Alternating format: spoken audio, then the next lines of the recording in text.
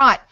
So Nate, we've been hearing a lot about Chattanooga. And, we've had Jason Griffey in Australia a couple of times telling us how wonderful Chattanooga is and getting people really, really, really jealous about your internet speeds.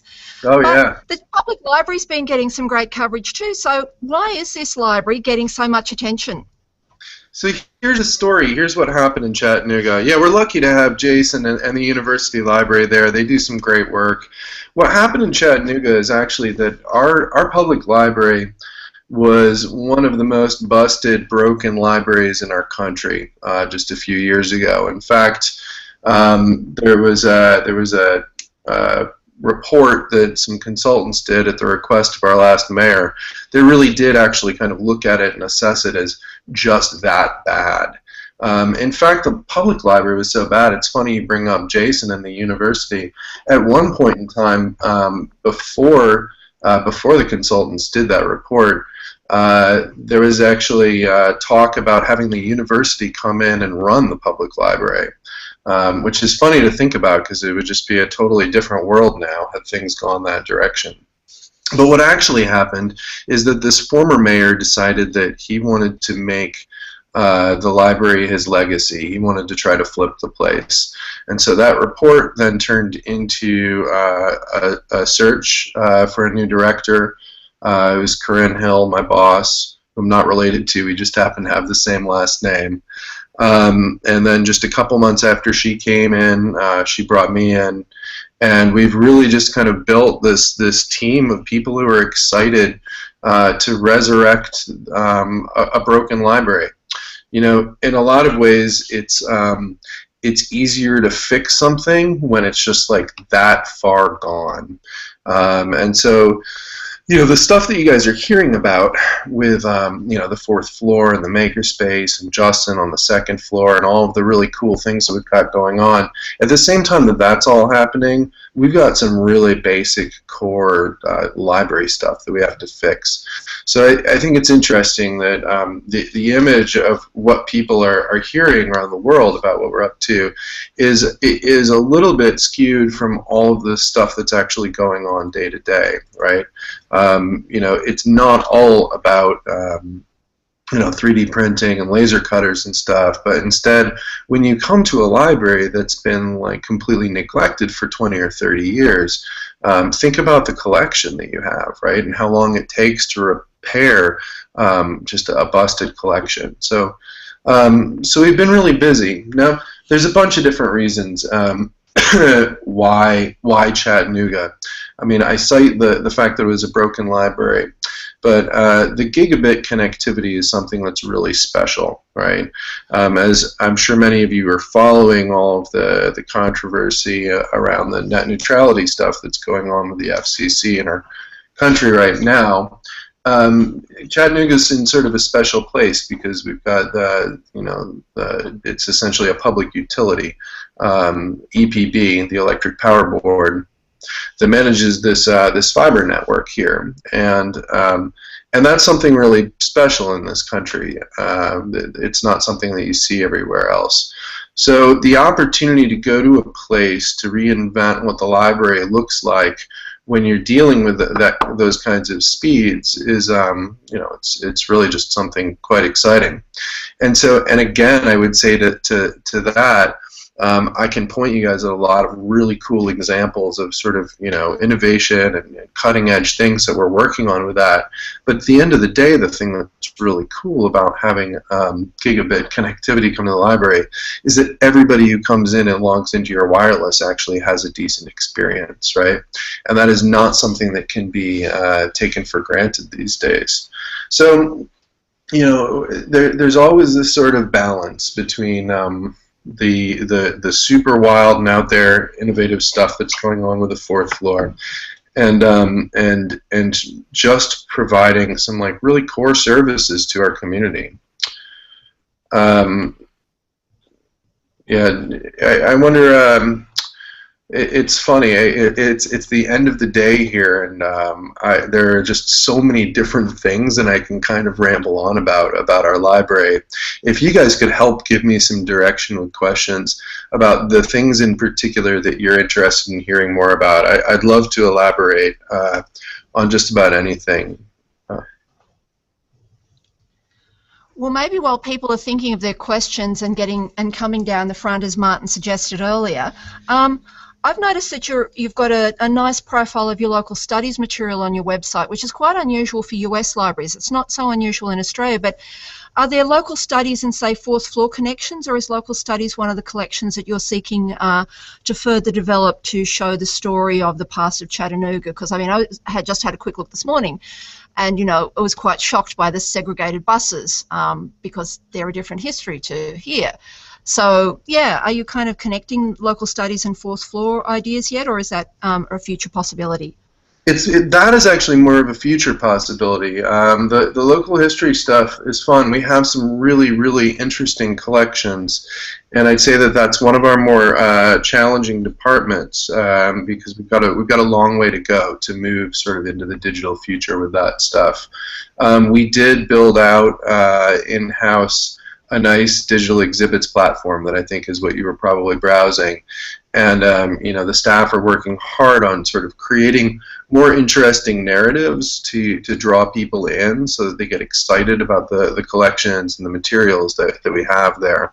But we've got a really long way to go, actually, in that department. I mean, among the many things, we have a huge collection of government documents that we're working on deaccessioning and getting to a place where they're going to be more useful to people, because it was taking up just a massive amount of floor space and absolutely nobody was using them. But in terms of you know, the sexier stuff, right, like the historic photographs, we continue to collect and really grow that collection.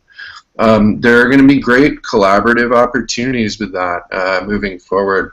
There's a museum that's going to be opening in the next year in town that is in fact the Chattanooga History Center, and it's a really forward-thinking institution that that understands the notion that that history is something that we're constantly creating, right? And so it's not just about the past, but it's about the past through the lens of the present and really thinking forward as well. Chattanooga is a town that's almost obsessed with its history because we have a pretty interesting history. There were a bunch of Civil War battles here, but also just the city itself has undergone this really kind of amazing transformation. I mean, just like the library, but in the 1970s, Chattanooga was actually one of the famous nightly news broadcasters did a story and referred to it as one of the most polluted cities in the country. It was nasty, and nobody lived downtown, and the place was a real mess. And through a bunch of really smart investments and really rethinking the infrastructure of the city, it's come around, and I can tell you it's a really fantastic place to live. For a city of 170,000 people, we have this incredibly vibrant cultural scene with an aquarium and an art museum and a children's discovery museum, and now a killer library too, right? Which we're really proud to add to that list. So there will be more and more. Hey, I'm going to apologize to all of you right now in advance. My kids are going to start to go to bed in the background, so you're going to hear some crying. So it goes, right?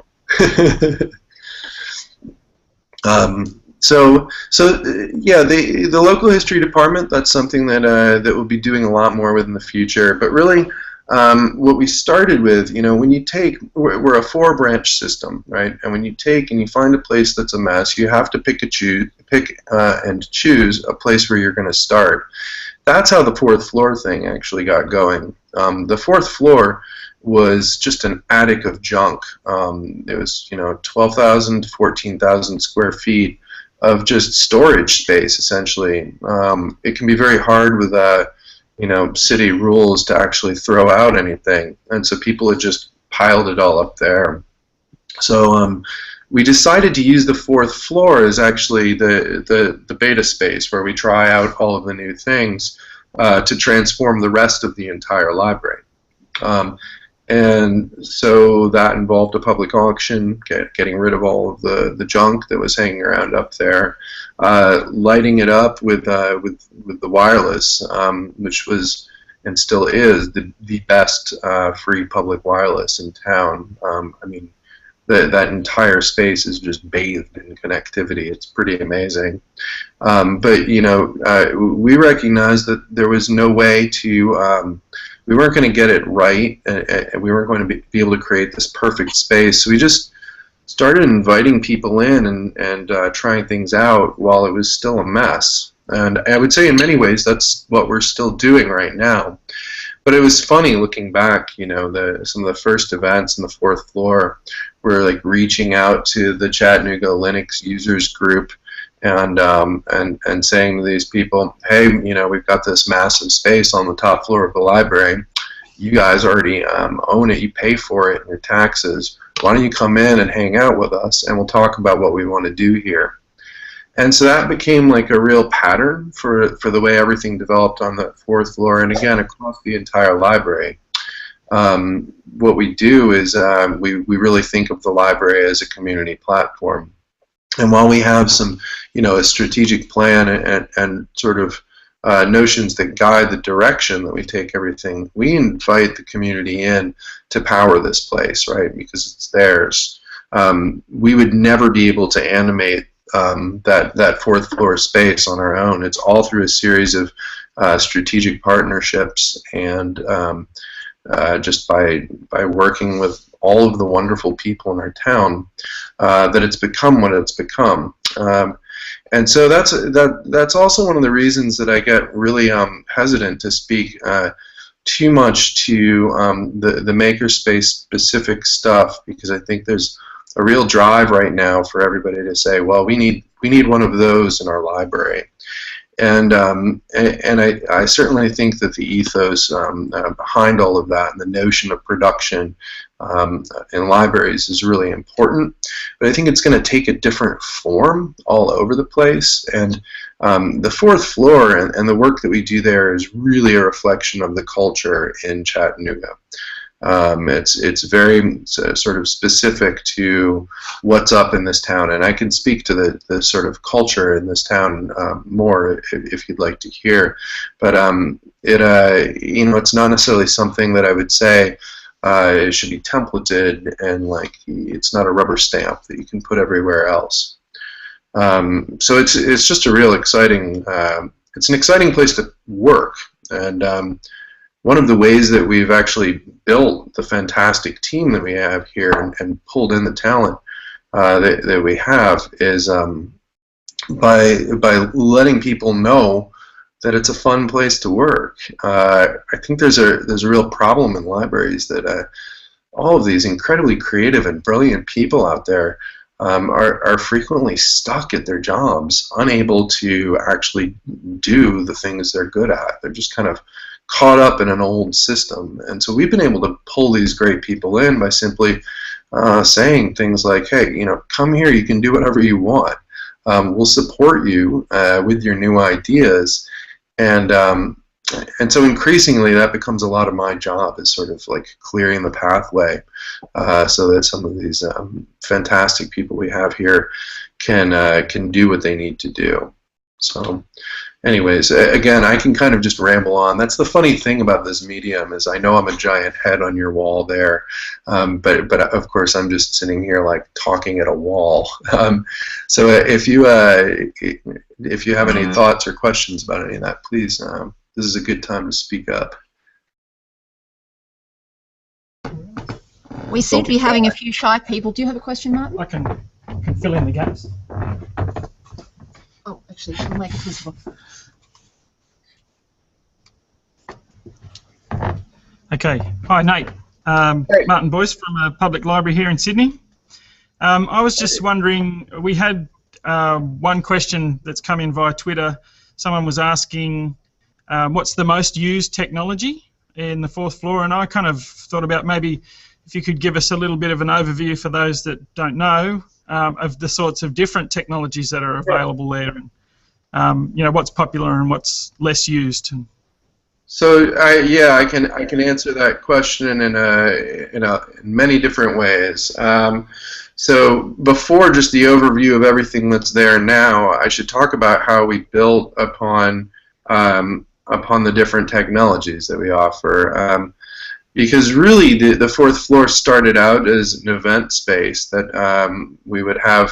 We weren't offering public services there at all. We knew that we wanted to.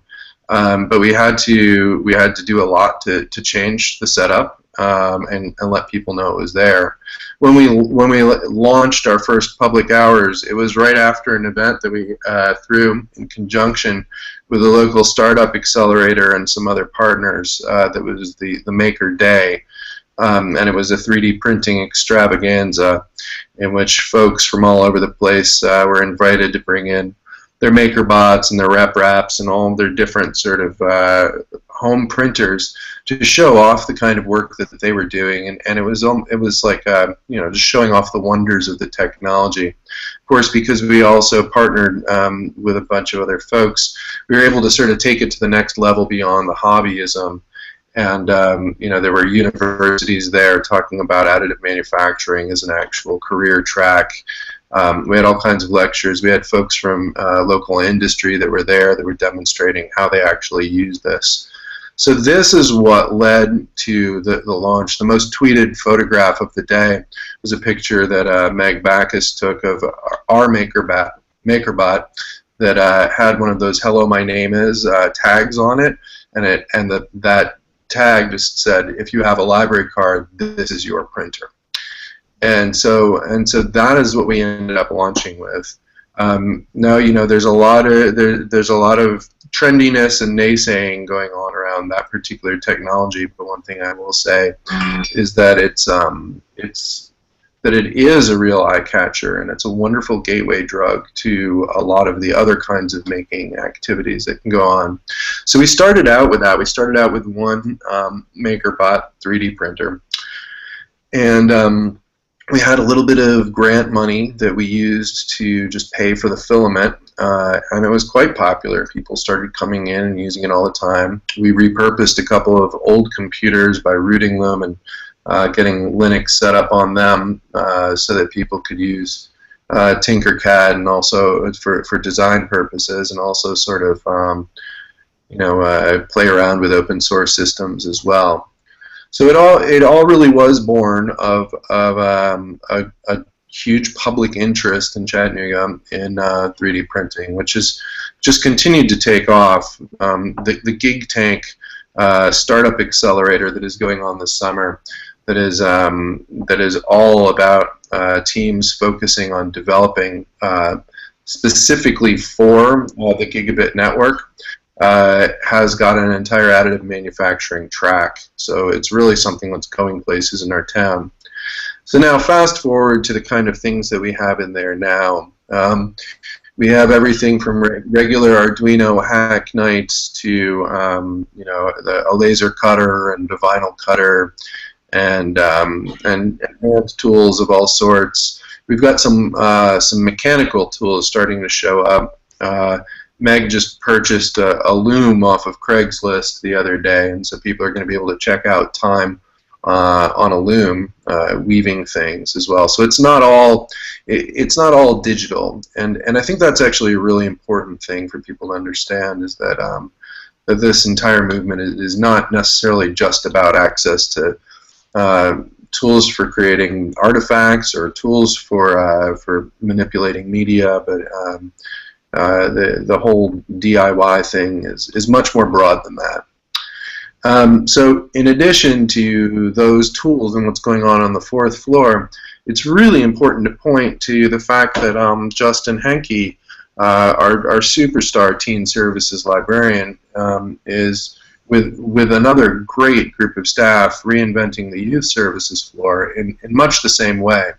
And so we're starting to get this wonderful play between the fourth and second floor, and seeing like really interesting intergenerational learning, and folks not necessarily sticking to their age groups, right, and being able to move back and forth. So there's a lot of interesting emergent things happening.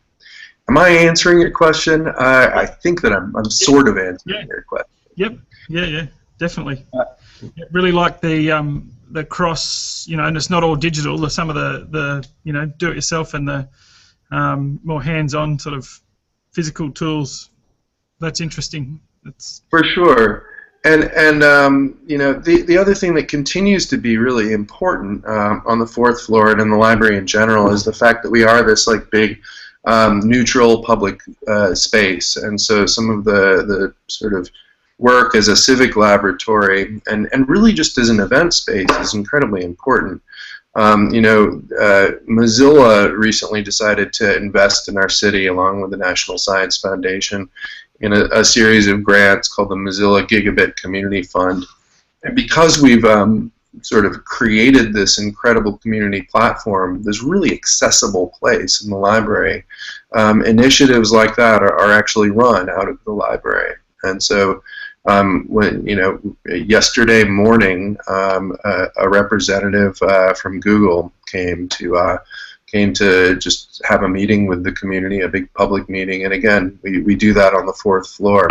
So it's this really wonderful kind of equalizer for the community. And I would say we're probably the only maker space out there where at the same time that on one side of the room people are making 3D prints, on the other side of the room the mayor is holding like a fire and police chief pension reform meeting, right? I mean, it's just a really, really interesting kind of collision venue. We've got another question. Got another question coming up. So just hand over. Hi, my name is Ros Raywood. I come from a rural library down in the Bega Valley. It's Cheese and Dairy, beautiful place. We have four branches. One of those is the main library. I'm interested in the way that you're talking about a broken library. I feel that our main branch is a tired library. It's not broken, but it's tired. And I wonder if you could talk a little bit more about what the brokenness was for you. And you've made a big leap for me from the broken library to this amazing fourth floor with your 3D printing. But I just wonder what you did to change the brokenness. Was there new staff? Was there a huge injection of money? How did you go about it in those early days? So it's definitely not a huge injection of money, and I can speak to that in greater detail. There absolutely was an investment in staff to kick this thing off, right? A new director, a political climate for success is really important as well, right? Support straight from City Hall, through the board, through the director, to myself, the assistant director, and then all of our staff, right? And I've been I've been crazy about the team building component of this, because hiring is so important. You don't get to do it all that often, and when you do it, you have to nail it. You have to get it right. So there's no doubt that a huge part of the turnaround here is that we have some good people driving it. Now that said, the other interesting thing is that a lot of the people who are already working here, they have just they've taken this on. They have completely come around. It's funny. I think that perhaps that they were never really challenged and had never really seen what the library could do and become, because we've got this just awesome staff that are doing all of this. So on the money side of things, I would say that this is a work style. This notion of making really careful small investments and watching what happens, and then acting quickly. It's a iterative cycle, right? And so getting a MakerBot is a couple $1,000s, right? And we'll use that as the example, and it does not have to be the example, but it's a couple $1,000s. It's the same price as probably one of your public PCs that you offer. You get that, and then you start to watch usage patterns. You have to determine if this is actually a service that is that's worth investing in. So over and over again, we made really pretty reasonable investment. Like I would say projectors have been a thing like that. We noticed that the fourth floor was an incredible space for projections because of just the huge white walls. And so you try something out and you say, oh, well, we've got to have a projector, right? Now, we have been really fortunate with support from local foundations recently, and that is because we put ourselves out there and we had the success first. So I think so much of this kind of new work can be done on a shoestring budget, and just being really careful with what you get. The other thing that I want to say to you, because you came from a rural library, which is really cool. Chattanooga is actually the smallest place I've ever worked. I did 10 years in Brooklyn, New York, and before I was here, I was in San Jose, California. So this is a small city for me, though I did grow up rurally. One of the really cool opportunities that I see happening here is folks working with community gardens, and my colleague Meg actually had a project called the Library Farm up in Syracuse. There are ways of thinking of the library really as just a collection of shared resources. I mean, we really like to obsess over books, but libraries can be any pool of shared resources, right? And so you may find in a rural community that there are very different needs. Again, like, you might put a 3D printer down and people will be like, what the heck do I need that for? That has nothing to do with my life. And sometimes you have to lead them a little bit in these ways. But there are great opportunities. I'm particularly psyched about the gardening thing because we've got a branch that we're working on really turning around and livening up right now, and it's got this massive backyard. So I think people are going to start checking out plots of land on their library cards, which is just so cool. Sounds amazing. Okay, I think we've got another question. Great. Just look and talk. Hi, my name is Belinda. I work in the Sydney libraries. It's quite large, most of them.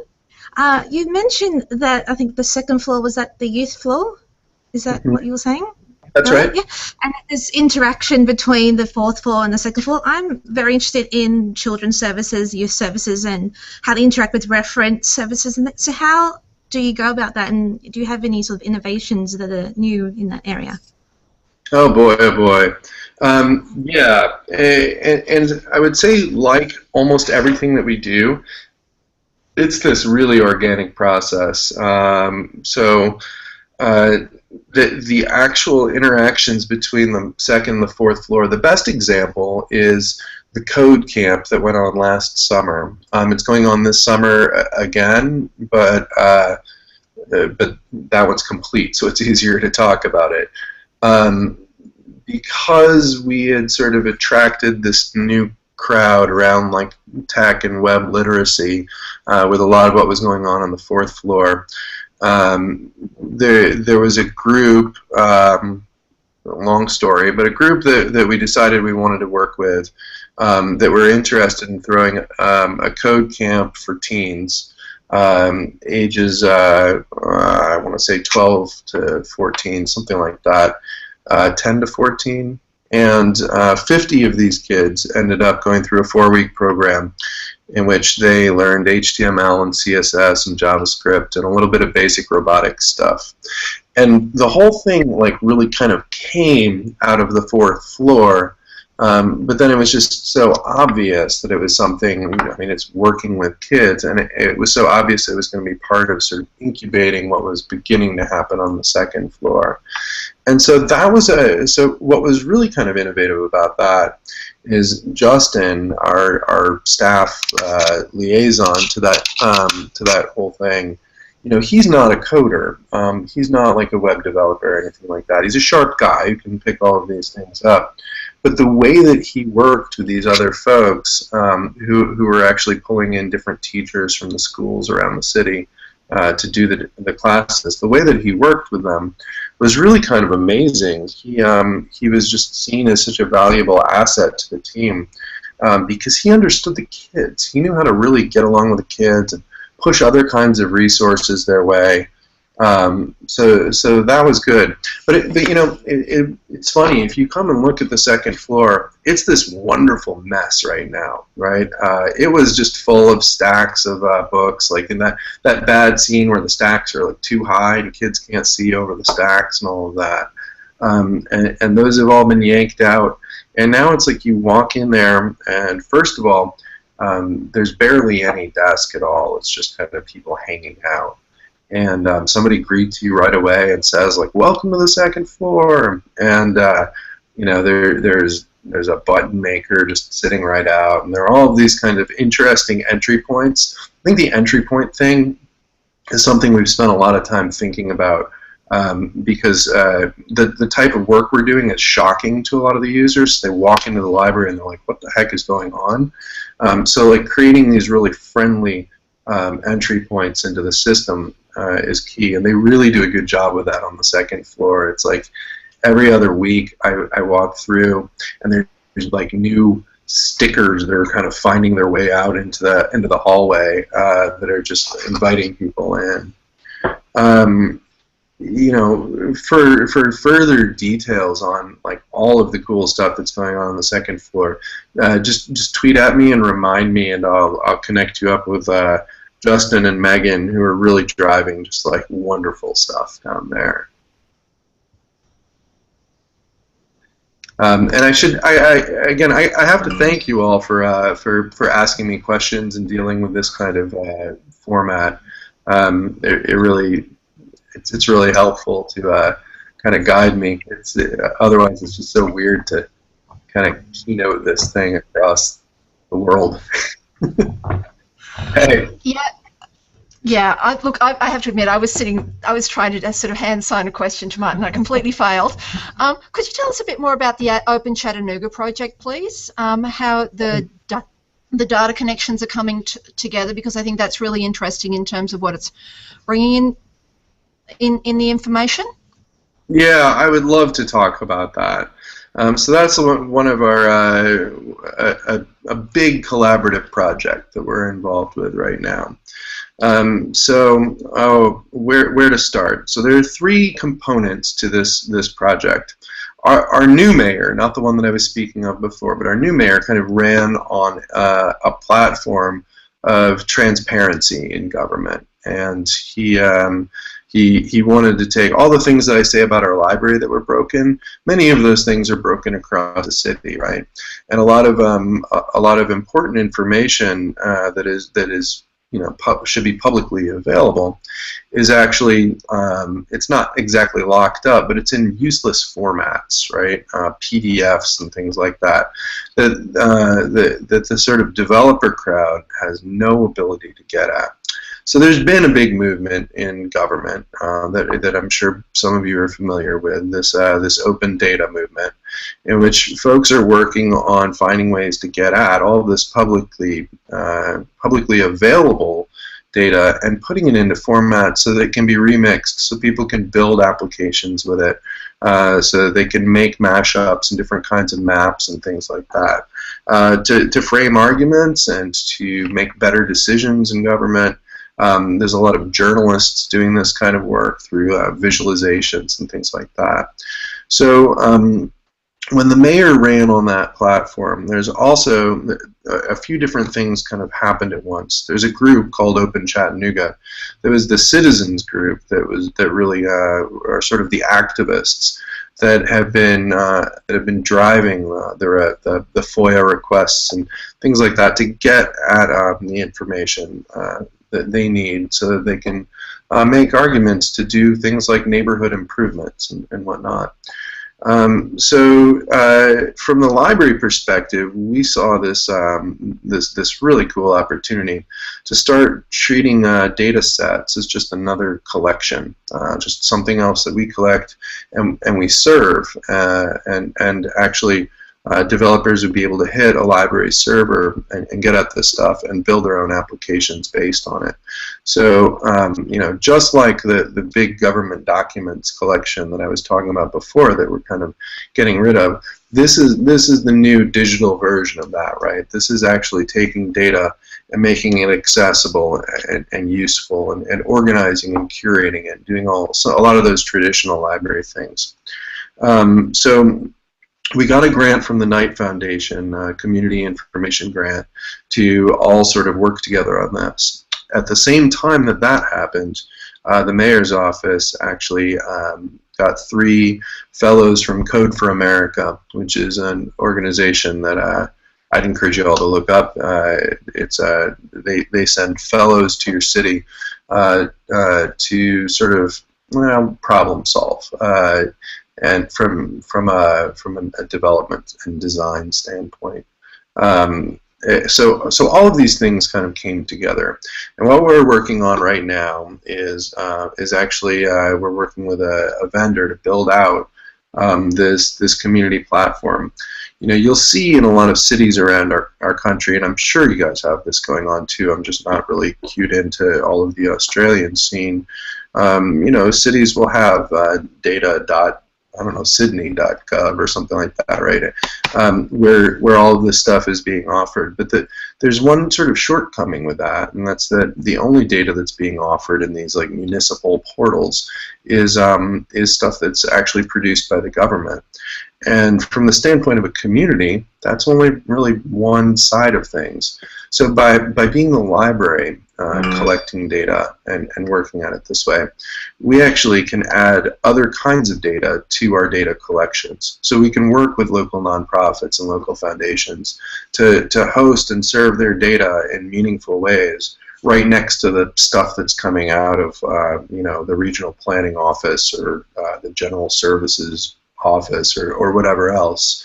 In addition, you know, we can start looking at citizen science efforts and really anything that's generating useful data. So, you know, the ultimate dream is, of course, because we're a gig library, to actually be offering these sort of access to this data, like these incredible rates and speeds, and really enabling some really interesting innovation. But at this point, it probably comes as no surprise to all of you that with all of the different parties involved, there's a lot of politics involved, and we're really also just kind of working on putting all these pieces together, getting good policy written, so that something like this could survive more than one mayoral administration as well. And so it's been a super fascinating project, and one that I expect will be replicated in other cities and other places as well.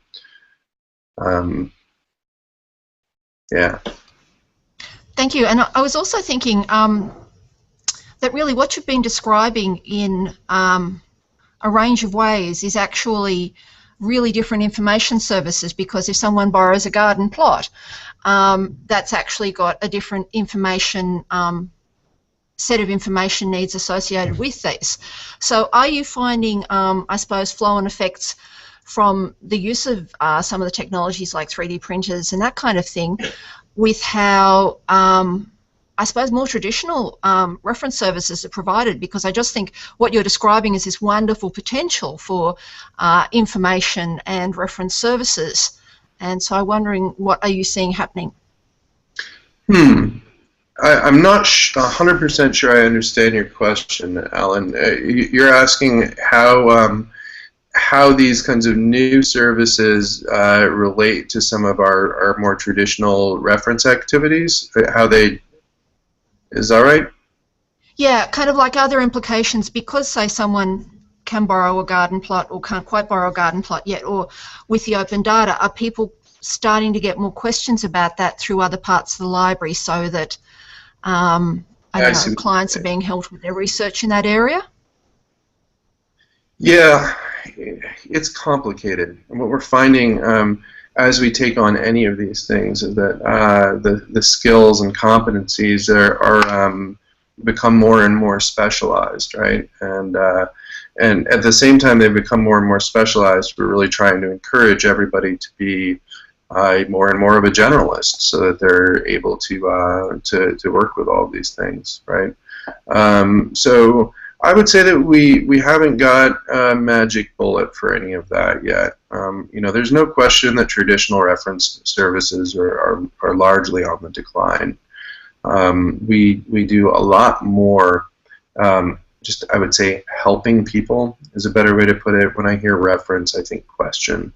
I think that we do a lot more assistance. And you know, when I look at some of the basic activities that are going on the first floor of the library, right when people come in, and they're just accessing like your general blanket of public computers, there's a lot of assistance that goes into that, and there's a lot of referral type questions that come our way. But when you start to get into some of this stuff with the specialized equipment, or you know, we're not actually doing the garden stuff yet, but it's very close and on its way. You do run into these like longer interactions that you're going to have with people, and they're hoping to get more from you. So we're figuring all this out on the fly. We're really pretty open about the fact that so much of what we're up to is an experiment, and we're just trying to have fun and work alongside the community to do things that are valuable to them. I have to say that sounds really great, Nate. I think we're going to have to say thank you very much, though, very soon, unless someone's got a really fast final question that can be answered in under 3 minutes. Yeah, give me one more question, you guys. Come up, please.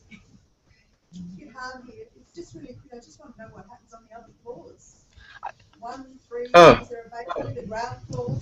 Yeah. Let me give you like a really quick overview architecturally, and I should include the whole system too. Again, we're a 4-branch system, so I'm mostly talking about the downtown facility. There's a basement floor that is sort of like it's a loading dock. It's a technical services area, which is shrinking. We're trying to shrink all of these back of house activities. The first floor, when you come in, this is more of a traditional downtown branch library. We have you know, like all the traditional materials there. We have a ton of public computers. Our Circ desk also serves lattes and all of that business. So there's kind of a cafe vibe up at the front. If you progress up to the second floor, that's all youth and children and babies and all of that stuff. The third floor is local history, and I'm in the process right now of creating a really big, quiet reading room up there where all those miserable government documents were. There's one. Our library is so kind of like wild and crazy at this point that people need that reading room, right? I mean, this is also like a core function. So we're working on setting that up. And then up above the third floor is the fourth. So we do not lack space. We are really, really blessed with a lot of space here. There's no doubt about that. Hey, let me add that because you guys all have my Twitter handle, I can't promise I'm going to answer the questions tonight, but if you have more questions, I'm like more than happy to talk with all of you more. The only bummer is that I'm on the far side of the planet. I'd love to be right there with all of you right now to share more and hear what you're doing. I hate these things where it's just me yapping away. I'm sure you've got all kinds of interesting things going on that I'd love to know about. So, thanks. Thank you so much, Nate. We'll make sure people have your Twitter handle so that they can ask you questions directly. And yes, we would love to have had you here, but budgets. So, but it's been lovely to hear from you, and thank you so much for your time this evening. Please join me in thanking Nate.